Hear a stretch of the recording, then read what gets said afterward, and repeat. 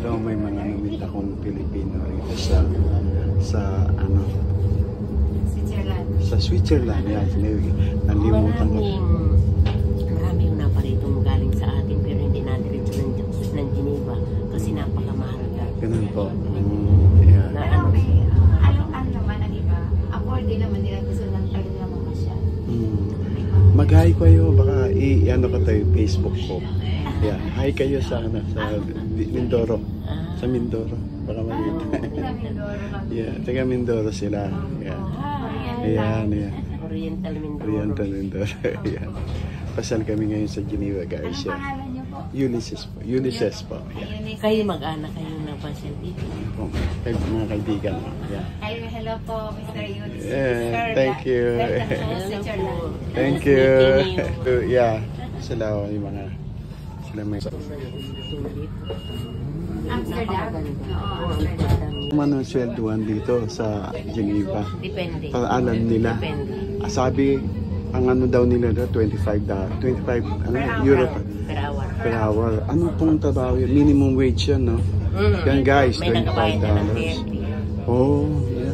25 per hour. Pag kanya naka 4 hours, edi may 100 franco na kayo sa times 65, 6,000. Ano na yun? 500. Ano kayo doon, no? Ay, wala po sa mga pamilita ka na. Yung anak ko nga Maganda po yung kita. $25. Ang malaki yun. No, iba po ang rate ng dollar ko para sa Swiss. mas mataas. Ah, Swiss. Ay, oo. Swiss. Mas mataas. Oo nga pala. Kami nag-68 na eh. Ang dollar yan. Ngayon ay Laki yun. 65, 65 laging ganun ang currency. Sir, dito na. Sige po, ingat kayo. Nice meeting you. Thank you. Bye-bye. Nice meeting you. Bye-bye. Ingat kayo. Bye-bye po. Bye-bye.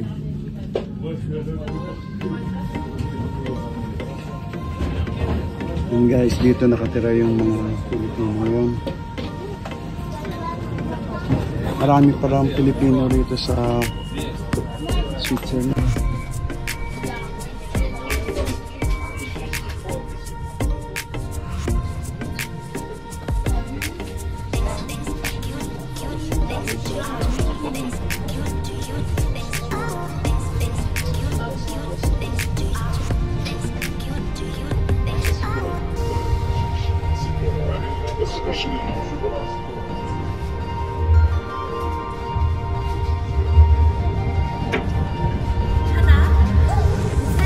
Guys in Switzerland, para naman sa Laguna, hindi yung Laguna natin, o sa Bigan.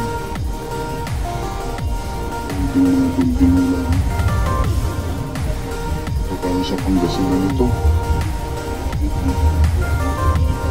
Oh, diba? Parang Pangasinan lang ito.